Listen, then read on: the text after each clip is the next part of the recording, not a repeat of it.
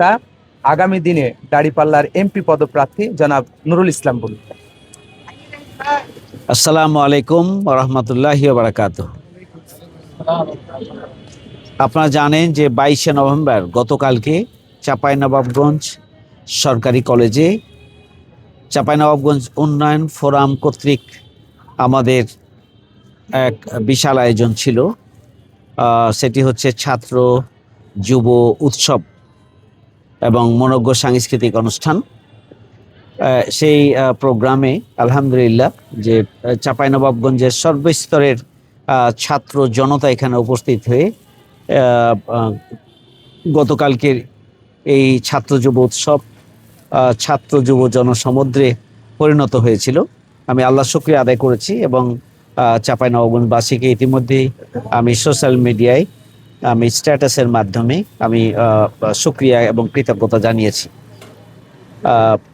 আজকে আমরা এখানে এসেছি যেহেতু এটি একটি শিক্ষা প্রতিষ্ঠান, আমার প্রাণের কলেজ, সেখানে আমার দীর্ঘ সময় কেটেছে। আমি এখানেই পড়াশোনা করেছি। আজকে গতকালকে প্রোগ্রামের কারণে স্বাভাবিকভাবে এখানে অনেকগুলো মানুষ আসার কারণে এখানে কিছুটা অপরিষ্কার হয়েছে।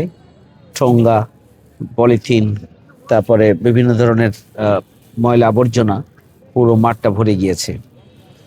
আমরা চাই যে একটা শিক্ষা প্রতিষ্ঠান আমরা কাজে লাগিয়েছি, শিক্ষা প্রতিষ্ঠানটা ইউজ করার পরে আবারও তো ছাত্রছাত্রীদের উপযোগী এটা তৈরি করে দেওয়া দরকার। সেই জায়গা থেকেই আমরা এই মাঠটিকে পরিষ্কার করেই কলেজ কর্তৃপক্ষের কাছে আমরা হস্তান্তর করতে চাই। আপনারা দেখতে পাচ্ছেন যে আমাদের ডেকোরেশনগুলো খুলে নেওয়া হচ্ছে এবং পাশাপাশি আমরা চাঁপাইনবাবগঞ্জ উন্নয়ন ফোরামের পক্ষ থেকে এখানে উপস্থিত হয়েছি। আমরা এখন এটা পরিষ্কার পরিচ্ছন্নতার জন্য যে অভিযান হিসাবে এটাকে আমরা নিয়েছি, কারণ এটার জন্য সময়ের প্রয়োজন। আমরা এটা শুরু করব এবং এটা সম্পন্ন করার জন্য যতটুকু সময় দরকার আমরা ততটুকু সময় দেব ইনশাআল্লাহ। আসলে পরিষ্কার পরিচ্ছন্নতা এটা হচ্ছে ঈমানের অংশ।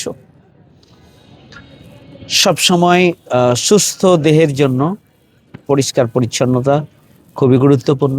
স্বাস্থ্য সুরক্ষার জন্য পরিষ্কার পরিচ্ছন্নতা গুরুত্বপূর্ণ। অন্যদিকে পরিষ্কারকে ইসলাম এতটা গুরুত্ব দিয়েছে যে পরিষ্কার পরিচ্ছন্নতাকে, যেটা ঈমানের অংশ বলা হয়েছে। সুতরাং স্বাভাবিকভাবেই আমরা যে জায়গাটি আমাদের একটি প্রোগ্রামের কারণে অপরিচ্ছন্ন হয়েছে সেই জায়গাটিকে পরিচ্ছন্ন করে দেওয়ার দায়িত্ব আমাদের এবং আমাদেরই। এই জন্যই মূলত আমরা দায়িত্ব নিয়ে এখানে এসেছি। সবসময় আজকে এটি নতুন নয়, আমরা যে সব জায়গায় আমরা প্রোগ্রাম নেই, প্রোগ্রাম বাস্তবায়নের পরে আমরা সেই জায়গাটাকে আবার অ্যাজ ইট ইজ আগের মতো করে কর্তৃপক্ষের হাতে হস্তান্তর করি। আপনারা খেয়াল করেছেন সোহরাওয়ার্দী উদ্যানে আমরা যে মহাসমাবেশ করেছিলাম, আমরা পরের দিনই মহাসমাবেশ শেষ হওয়ার পরের দিনই আমি সেখানে উপস্থিত ছিলাম। আমরা মাঠ পরিষ্কার করে কর্তৃপক্ষের হাতে আমরা হস্তান্তর করেছিলাম। আমার মনে হয় যে আমাদের এই উদ্যোগটা খুবই গুরুত্বপূর্ণ একটি উদ্যোগ। আমরা শুধু এই কলেজ মাঠকে পরিচ্ছন্ন রাখতে চাই তা নয়, আমরা গোটা চাঁপাইনবাবগঞ্জকে পরিচ্ছন্ন এবং পবিত্র রাখতে চাই।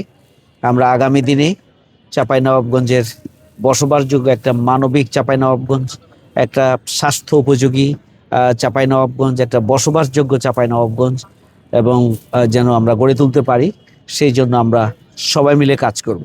আমরা এই মাঠের ময়লা আবর্জনা যেমনিভাবে পরিষ্কার করব, আমরা সমাজের মধ্যে রন্ধ্রে রন্ধ্রে যে ময়লা আবর্জনা রয়েছে, যে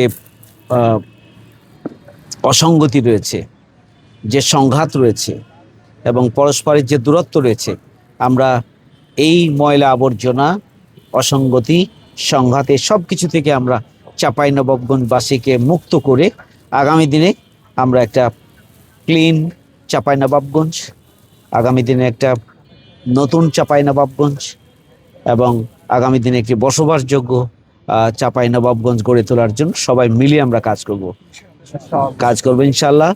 তো আমরা আমাদের কাজ শুরু করতে চাই। আপনারা উপস্থিত হয়েছেন আমাদের এই আয়োজনটা যাতে অন্যরা উৎসাহিত হয়, প্রত্যেকেই যেন তার পরিসরটা পবিত্র রাখে।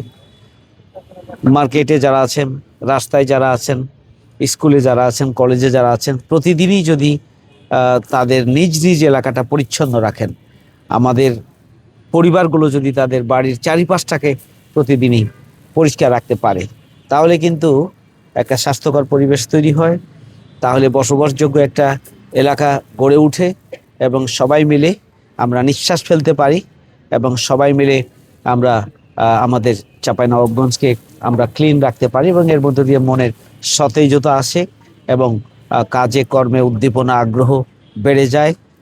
কারণ হচ্ছে যে স্বাস্থ্য এবং মন এই দুইয়ের সমন্বয় যখন ঘটে তখনই মানুষ সুস্থ থাকে।